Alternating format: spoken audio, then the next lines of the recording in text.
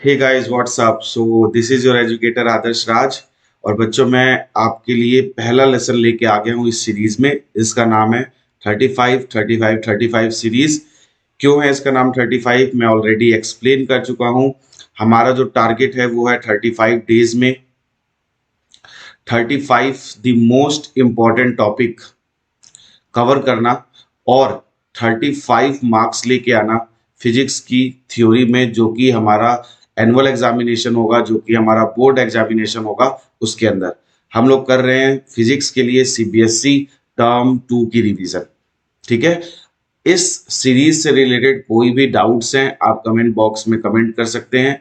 और ये सीरीज के एपिसोड्स या आप कह सकते हैं लेक्चर्स आप रोज देखिए और अपने फ्रेंड्स के साथ शेयर कीजिए। अगर आप ये पूरी सीरीज फॉलो कर लेते हैं तो मैं आपको गारंटी देता हूं कि 35 मार्क्स के पेपर को आप पूरी तरीके से सॉल्व करके आएंगे।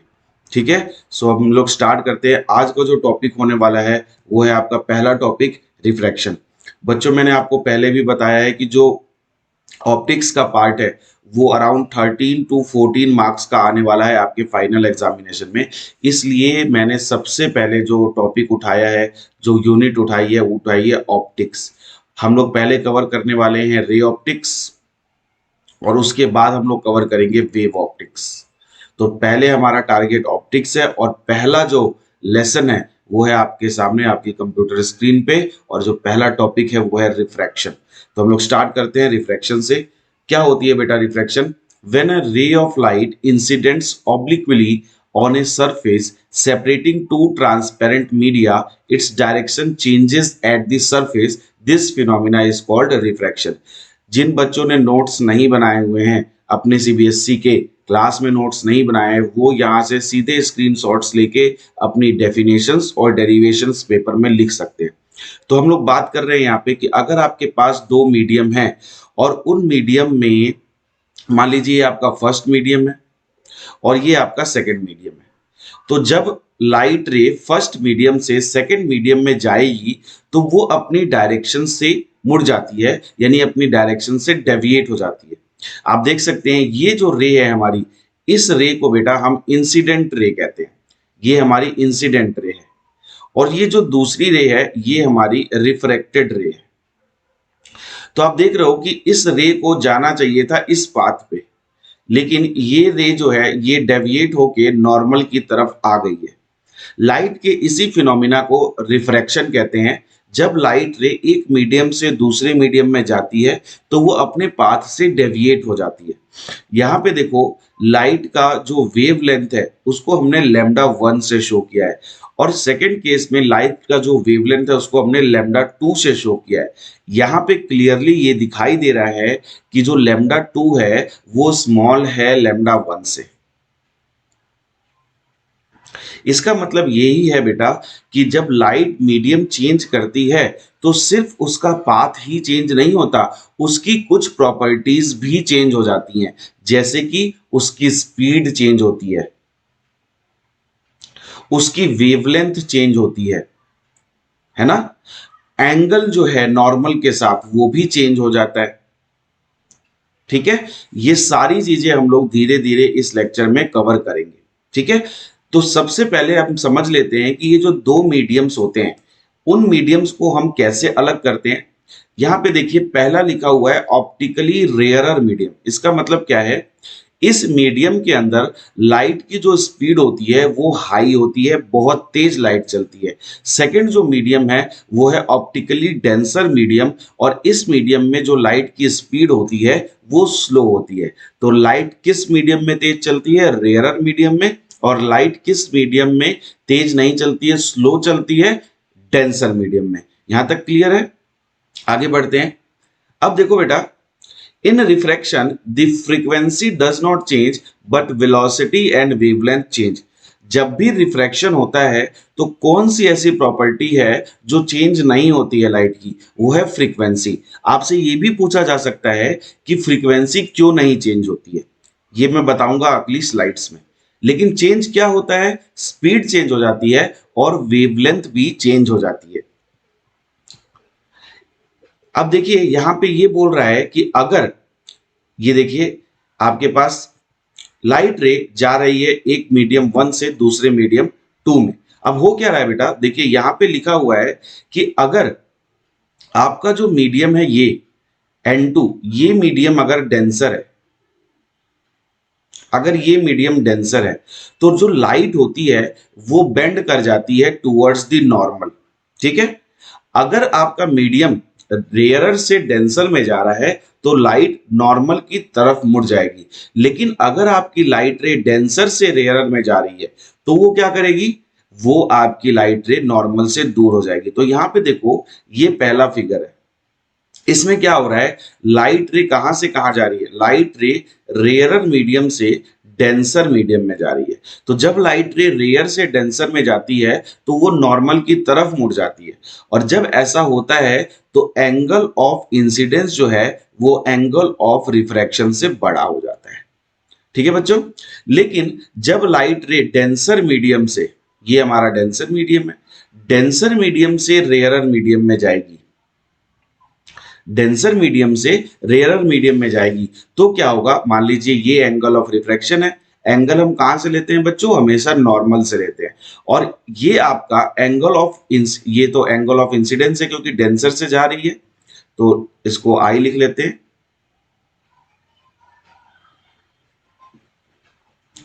ये हमारा आई है, तो ये बच्चों आई हो गया, और हमारा जो एंगल है वो हमें नॉर्मल से लेना है, ये हमारा जो एंगल है ये एंगल आर हो गया। ठीक है, तो लाइट रे को जाना था इस रास्ते पे, ये उसका ओरिजिनल पाथ था ये वाला, लेकिन लाइट रे बेंड हो गई, ये इतनी बेंड हो गई। अब देखो बेटा, लाइट रे जिस एंगल से बेंड होती है इस एंगल को एंगल ऑफ डेविएशन कहते हैं। क्या कहते हैं, एंगल ऑफ डेविएशन। तो इसमें देखो यहां पे ये वाला एंगल एंगल ऑफ डेविएशन है ना। तो एंगल ऑफ डेविएशन भी हम लोग कैसे निकालते हैं, यहां पे एंगल ऑफ डेविएशन की जो वैल्यू आएगी वो किसके बराबर आएगी, सोचो, जब लाइट रे ओरिजिनल पाथ से जाती तो ये पूरा एंगल आई होता, ये पूरा एंगल आई होता, तो इसका मतलब आई और डेल्टा मिलके, सॉरी आर और डेल्टा मिलके एंगल आई दे रहे हैं। ठीक है, तो अगर आर और डेल्टा मिलके एंगल आई दे रहे हैं तो डेल्टा की वैल्यू क्या हो जाएगी, आई माइनस आर। वैसे ही अगर इस फिगर में देखोगे तो इस फिगर में ये वाला जो एंगल है ये आई है, तो आई और डेल्टा मिलके आपको आर दे रहे हैं, तो यहां पे डेल्टा की वैल्यू क्या हो जाएगी, R minus I, R minus I. यहां पे हम लोग सारी चीजें एंगल में कर रहे हैं। ठीक है, सो एंगल ऑफ डेविएशन क्या है, this is the angle by which the रे is deflected from its original path when it transferred or when it's moved from one medium to another medium। ठीक है, बिल्कुल आराम से समझो, आगे बढ़ते हैं। अब देखो, जब ये मीडियम चेंज करेगी तो मैंने बताया ये अपनी कुछ प्रॉपर्टीज को भी चेंज करती है। तो सबसे पहला केस हम लोग लेते हैं जब ये लाइट रे रेयर से डेंसर मीडियम में जाएगी बेटा। तो देखो, रेयर से जब डेंसर मीडियम में जाती है तो क्या क्या चीज चेंज होती है, यहां पे एंगल ऑफ इंसिडेंस जो होता है वो बड़ा हो जाता है एंगल ऑफ रिफ्रैक्शन से, क्योंकि लाइट जो है वो बेंड कर गई है टुवर्ड्स द नॉर्मल। ठीक है, अब जब वो डेंसर मीडियम में जाएगी, ये डेंसर मीडियम है, जब वो डेंसर मीडियम में जाएगी तो लाइट का चलना इजी हो जाएगा या मुश्किल हो जाएगा, बताओ। मुश्किल हो जाएगा क्योंकि मीडियम डेंसर है, तो यहां पे जो स्पीड ऑफ लाइट है वो डिक्रीज कर जाएगी, स्पीड ऑफ लाइट जो है वो डिक्रीज कर जाएगी। इसका मतलब हम ये लिख सकते हैं कि सेकंड मीडियम में जो स्पीड होगी वो लेस होगी फर्स्ट मीडियम से। ठीक है बेटा, थर्ड चीज, अब देखो जो हमारी लाइट की स्पीड है वो कैसे कनेक्टेड होती है वेवलेंथ के साथ। स्पीड ऑफ लाइट जो है वो डायरेक्टली प्रोपोर्शनल होती है वेवलेंथ के for a fixed time period. ठीक है, तो हम यहाँ पे ये भी लिख सकते हैं कि जब वो डेंसर मीडियम में जाएगा तो लेमडा 2 की जो वैल्यू है वो लेस हो जाएगी लेमडा 1 से। इसका मतलब क्या है कि जब आप रेयर से डेंसर में जा रहे हैं तो वेवलेंथ जो है लाइट की ये भी डिक्रीज होएगी मेरे बच्चों, क्या होगी, डिक्रीज हो जाएगी। फोर्थ चीज आपसे पूछी जा सकती है फ्रीक्वेंसी। तो मैंने आपको पहले ही बता दिया कि अगर मीडियम चेंज होता है तो भी फ्रीक्वेंसी चेंज नहीं होती है। तो फ्रीक्वेंसी जो रहने वाली है वो सेम रहने वाली है। ऐसा क्यों होता है ये भी पूछा जा सकता है कि ऐसा क्यों होता है। ऐसा इसलिए होता है बिकॉज फ्रीक्वेंसी जो है वो सोर्स पे डिपेंड करती है, मीडियम पे डिपेंड नहीं करती है। तो because frequency depends on source, depends on source. तो मीडियम चेंज होने पे फ्रीक्वेंसी चेंज नहीं हुई। क्लियर। अब देखो सेकंड केस में लाइट रे डेंसर से रेयरर में जा रही है। अब ये डेंसर से किस में जा रही है बच्चों, रेयरर में जा रही है। क्योंकि हमारी इंसिडेंट रे कौन सी है अब की बार, ये है आई आर, और रिफ्लेक्टेड रे कौन सी है, ये है। तो अब जब डेंसर से रेयर में जाएगी तो रेयरर मीडियम में स्पीड क्या हो जाएगी, इंक्रीज हो जाएगी। लेकिन इस केस में एंगल ऑफ रिफ्रैक्शन जो होगा वो ये होगा पूरा। तो एंगल ऑफ रिफ्रैक्शन बड़ा है, एंगल आर ग्रेटर होगा एंगल आई से। पहली चीज तो आपको ये याद रखनी है। सेकंड, जो स्पीड है लाइट की वो इंक्रीज हो जाएगी, ये आपको ये याद रखना है। तो अगर स्पीड इंक्रीज हो गई तो वेलोसिटी, यहां पे देखिए अगेन, अगर हम यहां पे इसको मीडियम 1 मान रहे हैं और इसको मीडियम 2 मान रहे हैं, तो यहां पे भी हम क्या लिखेंगे, यहां पे अब हम लिखेंगे V1 ग्रेटर है V2 से। तो कंफ्यूज नहीं होना है कि दोनों तरफ V1, आपको यह ध्यान रखना है कि रेयरर में ज्यादा है। आपको क्या ध्यान रखना है, रेयरर में ज्यादा है, तो यहां पे स्पीड इंक्रीज होके V1 ज्यादा हो जाए। ऐसे ही लेमडा भी रेयरर में ज्यादा होगा। मैं यहां पे लिख भी देता हूं, lambda is rarer is greater than lambda in denser. लेकिन चौथी चीज जब आपसे पूछी जाएगी बेटा फ्रीक्वेंसी, तो आप क्या लिखने वाले हैं, फ्रीक्वेंसी रहेगी सेम। और उसका रीजन क्या है बच्चों, मैंने अभी आपको बताया, क्योंकि frequency depends on source, it does not depends upon the medium through which the light is passing. Source पे डिपेंड कर रहा है। होता क्या है frequency, the number of waves produced per second by the source. Clear, आई समझ में बात। यहां से आगे बढ़े, यहां तक क्लियर है तो लाइक मारो एक फटाफट।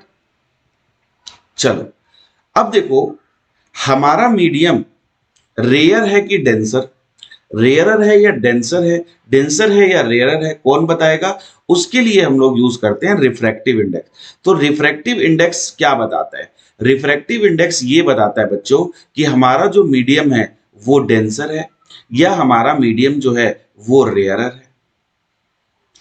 अब ये कैसे बताएगा, जिस भी मीडियम का रिफ्रैक्टिव इंडेक्स दूसरे मीडियम के कंपैरिजन में कम होता है वो मीडियम रेयरर होता है। फॉर एग्जांपल मान लो कि एक मीडियम है हमारे पास जिसका रिफ्रैक्टिव इंडेक्स है μ1, दूसरा मीडियम है जिसका रिफ्रैक्टिव इंडेक्स है μ2।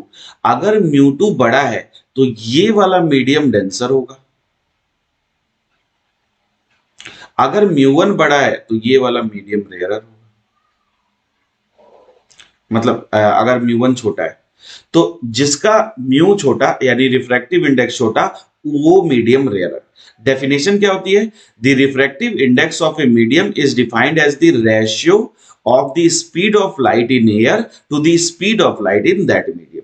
तो लाइट उस मीडियम में किस स्पीड से जा रही है, उस स्पीड को, लाइट की स्पीड को उससे डिवाइड कर देते हैं तो हमें क्या मिल जाता है, रिफ्रैक्टिव इंडेक्स। तो C हो गया हमारा 3 × 10⁸ मीटर पर सेकेंड। और जिस मीडियम में आपको रिफ्रैक्टिव इंडेक्स चाहिए उसका वेलोसिटी यहां पे लिख दीजिए, आपको म्यू पता चल जाएगा। यहां से पहली टाइप का क्वेश्चन पेपर में बनता है। जैसे क्वेश्चन आपसे पूछ लिया कि किसी मीडियम में, मान लीजिए आपके पास है मीडियम, उस मीडियम में लाइट की स्पीड जो है वो है v और मीडियम का रिफ्रैक्टिव इंडेक्स है 1.5। तो बताइए v की वैल्यू क्या होगी। तो क्या आप सॉल्व कर सकते हैं बच्चा, इसको पॉज करके जरा सॉल्व करो। कैसे करेंगे, आपको पता ही है कि हमें पता क्या है, हमें पता है mu is equal to C/v। v की वैल्यू मुझे दी नहीं हुई है, v की वैल्यू तो मुझे निकालनी है, तो मैं यहां से क्या लिख सकता हूं, v is equal to C by mu. C हमें पता है, म्यू हमें पता है, तो क्या हम v नहीं निकाल सकते हैं? बिल्कुल निकाल सकते हैं। तो यहां से सॉल्व हो गया। तो ये पहली टाइप का क्वेश्चन रिफ्रैक्टिव इंडेक्स पे बनेगा। अब देखो बेटा, अब देखो ध्यान से, यहां पे म्यू जो है वो इनवर्सली प्रोपोर्शनल है v के, इसीलिए जैसे जैसे रिफ्रैक्टिव इंडेक्स बढ़ता है वैसे वैसे मीडियम डेंसर होता जाता है। जैसे जैसे मीडियम डेंसर होता जाएगा वैसे वैसे स्पीड जो है वो डिक्रीज करती जाएगी।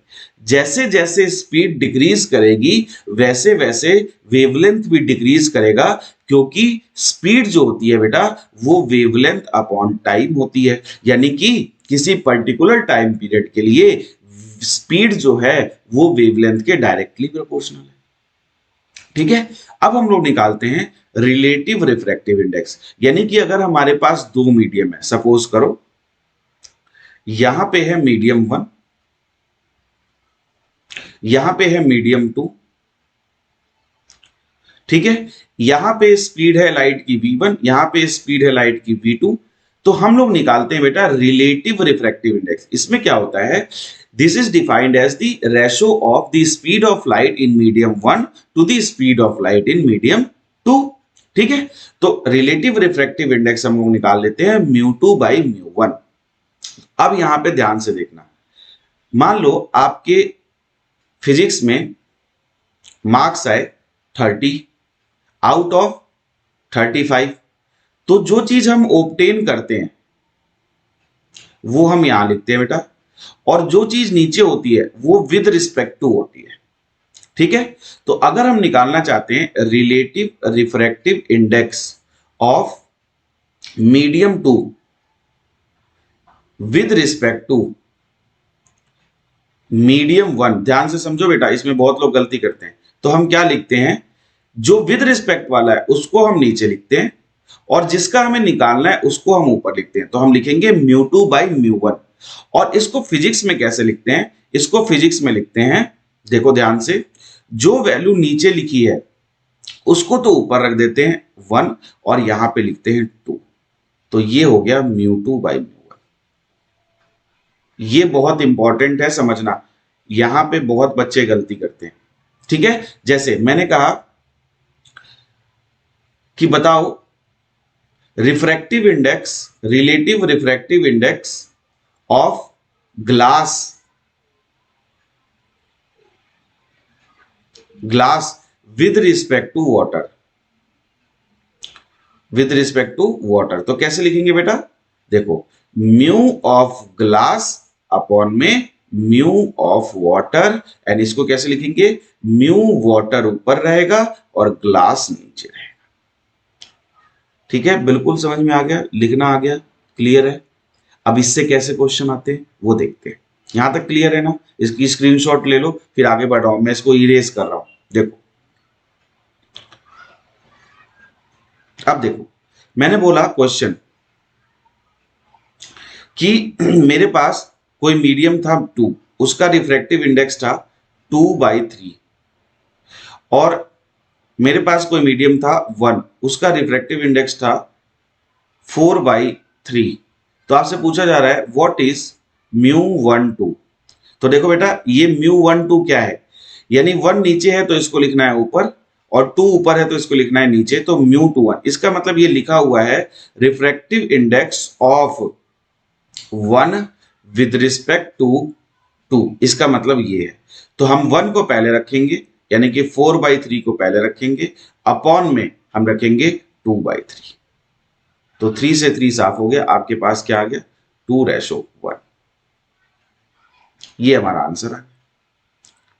मुझे नहीं लगता अब आपको कोई दिक्कत होगी, यहां तक कोई दिक्कत नहीं है, यहां तक कोई परेशानी नहीं है। ठीक है बेटा, चल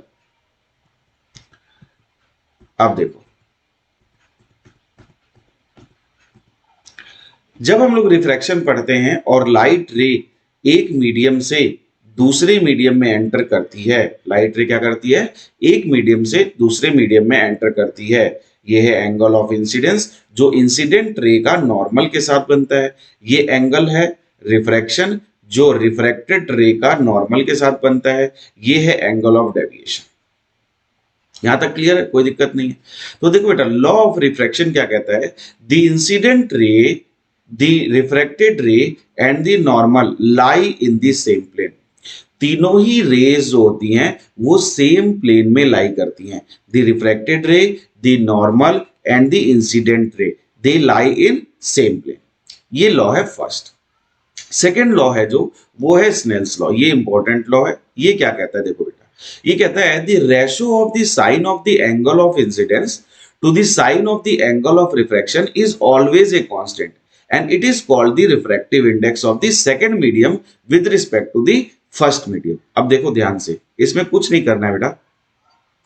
बुक्स में जो है वो आपको क्या मिलेगा, वो आपको मिलेगा ये लिखा हुआ, ये formula sine I by sine are is equal to mu two by mu one या N two by N one, ये मिलेगा आपको। ठीक है, आपको कुछ नहीं करना है, आपको ध्यान से देखो क्या करना है। मान लो मेरे पास ये एंगल आई है और ये एंगल आर है, तो आपको स्नेल्स लॉ कैसे बनाना है, ध्यान से देखो। जिस मीडियम का रिफ्रैक्टिव इंडेक्स लोगे उस मीडियम में बनने वाला एंगल उठाना है। तो N1 जो है वो रिफ्रैक्टिव इंडेक्स है फर्स्ट मीडियम का, तो आप N1 लिख लो। ठीक है, क्लियर। और इसी के साथ बनने वाला एंगल लिखना है, तो साइन आई बराबर N2 वाले रीजन में क्या बन रहा है, R बन रहा है, तो साइन R। इसी को अगर आप बेटा म्यू के टर्म्स में लिखना चाह रहे हो, मान लो ये म्यू1 है और ये म्यू2 है, तो म्यू2 रीजन में और म्यू1 रीजन में जो एंगल बन रहा है, मान लो म्यू1 रीजन में क्या बन रहा है, म्यू1 रीजन में बन रहा है आई, तो हम लिखेंगे म्यू1 साइन आई। और म्यू2 रीजन में क्या बन रहा है आर, तो हम लिखेंगे म्यू2 साइन आर। अब जब बेटा इसका रेशो तुम निकालोगे ना, तो sine I by sine r की वैल्यू अपने आप आ जाएगी। देखो यहां से मैं लिख देता हूं sine I by sine are, तो यहां से आ गया sine I by sine are. तो sine I by sine R क्या आ गया बच्चों, म्यू2 बाई म्यू1। तो देखो लिखा है ना, refractive index of the second with respect to first, वही तो आ रहा है, सेकंड का फर्स्ट के रिस्पेक्ट में। तो 1 कहां लिखेंगे ऊपर और 2 कहां लिखेंगे नीचे। इज दैट ओके, यहां तक कोई दिक्कत है, शक है, सवाल है, शंका है, बोलो। अब मैं अगर बोलूं, मान लो यहां पे दो मीडियम है मेरे पास, ये है मीडियम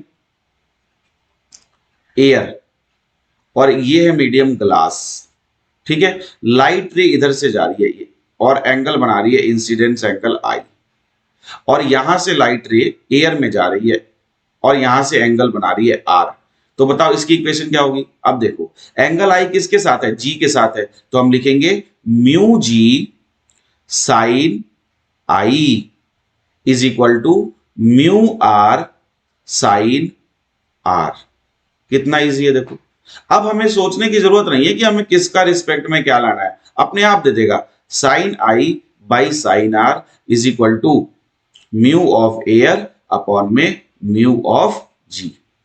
यहां पे म्यू रेयरर जो है वो एयर है, तो म्यू ए लिख देंगे। कोई दिक्कत है, परेशानी है, शक है, सवाल है, शंका है, संदेह है, क्वेश्चन है, प्रश्न है, कुछ भी है कमेंट बॉक्स में कमेंट करो। यहां तक मजा आ गया है तो वीडियो को लाइक करो, शेयर करो, सब्सक्राइब करो चैनल को और आगे बढ़ो, बढ़े आगे। चलो अब देखो भाई साहब, यहां से कहानी में ट्विस्ट देखो। मैंने लिखा N2 बाई N1, N2 और N1 क्या है, रिफ्रैक्टिव इंडेक्स, तो इसको हम म्यू2 बाई म्यू1 से भी लिख सकते हैं। तो देखो N2 होगा C बाई V2 और N1 होगा C बाई V1। यहां से C साफ हो गया, यानी कि जो रेशो आया वो क्या आया, म्यू2 बाई म्यू1 बराबर V1 बाई V2, यानी उल्टा रेशो, अपोजिट, इनवर्स। और हमें पता है कि जो वेवलेंथ होती है वो क्या होती है, वेवलेंथ बेसिकली क्या है, distance. Distance is equal to speed into time. तो लेम्डा हो गया v into T, speed into time, क्योंकि बेटा क्या है, डिस्टेंस ही है लेम्डा। तो अब देखो ध्यान से कि मैं यहां पे क्या कर सकता हूं कि टाइम जो है वो क्या होता है, फ्रीक्वेंसी से रिलेटेड होता है ना। Time is equal to is directly proportional to 1 upon frequency, ऐसे तो कहते हैं हम लोग। तो हम लेम्डा को क्या लिख सकते हैं, हम लेम्डा को v बाई एफ भी लिख सकते हैं, लिख सकते हैं, और v को लैम्डा इंटू एफ। तो हमने यहीं पे लिखा है v1 को हमने लैम्डा इंटू एफ लिखा है और v2 को हमने लैम्डा इंटू f2 लिखा है। तो अब ध्यान से देखो, पूरे रिलेशन को मैं वापस से लिख रहा हूं। μ2 बाई μ1 को हम लिख सकते हैं v1 बाई v2, और v1 को हम लिख सकते हैं lambda 1 into F upon lambda 2 into F. F क्योंकि होता है सेम, तो हम इसको काट सकते हैं। तो हमें न्यूमेरिकल के लिए जो फॉर्मूला मिला वो मिला μ2 by μ1 is equal to v1 by v2 is equal to lambda 1 by lambda 2। ये ध्यान रख लेना, यहां से सीधे क्वेश्चन आएंगे पेपर में। कोई दिक्कत, सेक्शन का सवाल, संदेह, क्वेश्चन पर्सन, कोई परेशानी नहीं है। चले आगे। चलो अब देखो बेटा, यहां से हम लोग दो छोटे छोटे क्वेश्चन उठाते हैं, एमसीक्यूज उठाते हैं। पहला क्वेश्चन है स्नेल्स लॉ से हमें क्या मिलेगा। ठीक है, अब यहां पे तो हमें पहली और दूसरी में से ये भी मिल सकता है, ये भी मिल सकता है और ये भी मिल सकता है। क्यों? हमें बताया ही नहीं गया है कि आई किसके साथ बन रहा है और आर किसके साथ बन रहा है, या कौन से मीडियम से कहां पे जा रही है। तो क्या ये क्वेश्चन पूरा है? ये क्वेश्चन पूरा नहीं है। क्यों? जब तक आपको पता नहीं है कि मीडियम कौन सा है। अब मैं मान लो कहता हूं ये μ2 है और ये μ1 है। लाइट रे गई है यहां से और लाइट रे जा रही है इसमें। ये है एंगल आई और ये है एंगल आर। अब बताओ कौन सा आंसर है। तो μ2 के साथ जाएगा साइन आई। क्या जाएगा बच्चों? μ2 के साथ जाएगा साइन आई और μ1 के साथ जाएगा साइन आर। तो अब आंसर बताओ कौन सा होगा सही। μ2 के साथ जाएगा साइन आई और μ1 के साथ जाएगा साइन आर। तो अब आंसर ए करेक्ट है, बी भी गलत है, डी भी गलत है और सी तो गलत है। ठीक है, हमें पता होना चाहिए कि कहां से कहां जा रहे हैं। सीधे उठा के नहीं बोल देना है कि sine I by sine are is equal to μ2 by μ1, ऐसा नहीं बोला था स्नेल्स ने। क्लियर? चलो अब देखते हैं। अच्छा देखो, पीछे वाले में आंसर ये वाला ऑप्शन है, ये वाला। ठीक है, ये कब होगा? जब आई के साथ 1 बन रहा होगा, यानी फर्स्ट मीडियम से रे आ रही होगी। ठीक है, मैंने जो आपको आंसर दिया है, ये मैंने जो फिगर बनाया है इसके हिसाब से जाए, इसके साथ कोई फिगर था नहीं। ठीक है, तो इसमें कंफ्यूज मत होना। When light travels from one medium to another medium, which of the following quantities remain same? बोलो wavelength। रेयर से डेंसर गया डिक्रीज हो गई, डेंसर से रेयर गया इंक्रीज हो गई। फ्रीक्वेंसी, हाँ फ्रीक्वेंसी सेम रहती है, सर ने बताया था, क्योंकि फ्रीक्वेंसी किस पे डिपेंड करती है? Depends on source only.